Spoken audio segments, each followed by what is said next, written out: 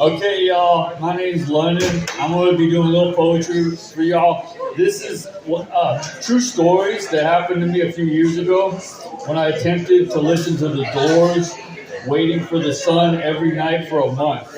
If you ever try to listen to the Doors, "Waiting for the Sun" every night for a month, I knew something crazy would happen, and it did. And so, anyways, this is what happened to me.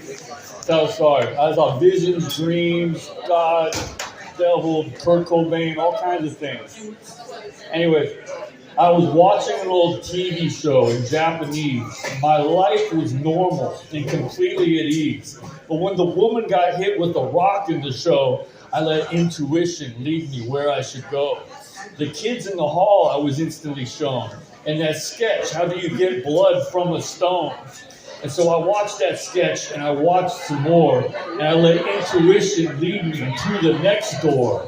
The Doors, and how no other band could even compare. And in that sketch, they have a little dare.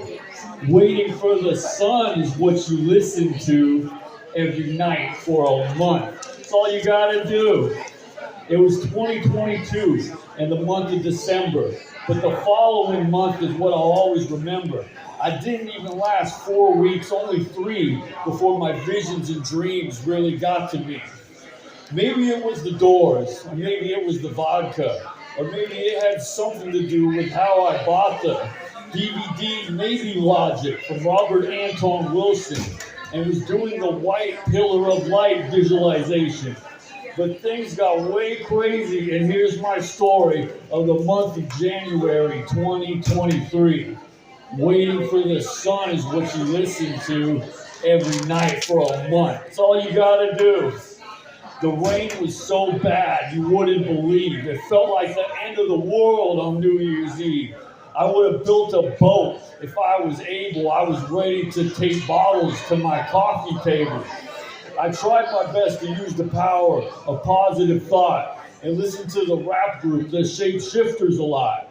I used that pillar of light like it was a tower holding up the universe, and in the final hour, well, I didn't get washed out to sea, but that's just the start of my crazy story. "Waiting for the Sun" is what you listen to every night for a month. It's all you gotta do. Song 2. I was just standing in the kitchen when I heard God spoke. I knew that it was God above and it wasn't a joke. What he said was loud and booming and you wouldn't miss. "I know that you're going to say no to this." It was God above. It was easy to tell. But God also sounded sort of tired as well. And then, God told me about how he was tired of existing for infinity. And I've thought about that kind of thing before, how hard it must be to go on forevermore, to know how every movie and book is going to end. It's nice to not know what's right around the bend. It would have been funny to see my face when God above asked if I could take his place. I didn't really want to turn God down. I mean, who would really want to see God frown? But trading places with God, I wouldn't want to do. Luckily, that's already something that he said he knew. I thought about it for about a half a minute before telling God that I wasn't really down with it. I wasn't on drugs, and I don't know why. I heard the unmistakable voice of God up high. Soon other visions, there definitely were, but that's all of the first that I can remember. Song 30, let me see real quick. I was sitting in the living room, not doing a thing, waiting for whatever it is that time would bring. When the second vision came of what would be several, looking like Tom Waits, but it was the devil.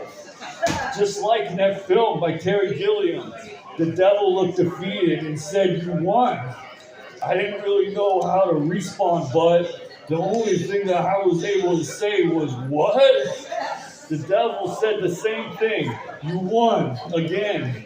And I asked the same question. "What?" And then the devil said, "You won. Come on, you know the guitar match thing." And I'm like, I told him I didn't even own a guitar. So there was one in the closet just over there.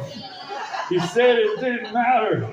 You won, although he had some things to do and he had to go. And then he just sort of faded away. And to this day, I don't really know what to say. But he came back another time, a few weeks later. He said what to do if I encounter a hater. He was only there for a little bit. He said if anyone ever gives me or trouble because they're either mad or they're shaking, I'm supposedly supposed to tell them that maybe I was mistaken. And maybe that's true. Maybe I am mistaken.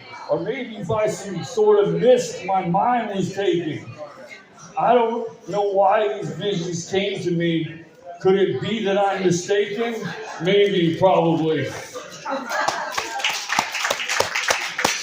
And if I come back next week, I'll tell you about Kurt Cobain and the jellyfish dream from the Star Trek and all kinds of other things that happened. Thank you, Brian. Thank you, guys. Thank you. Yeah, thank you, London. Up next, we got Nathan and on Davis Pio, so stick around and come see me do on the phone.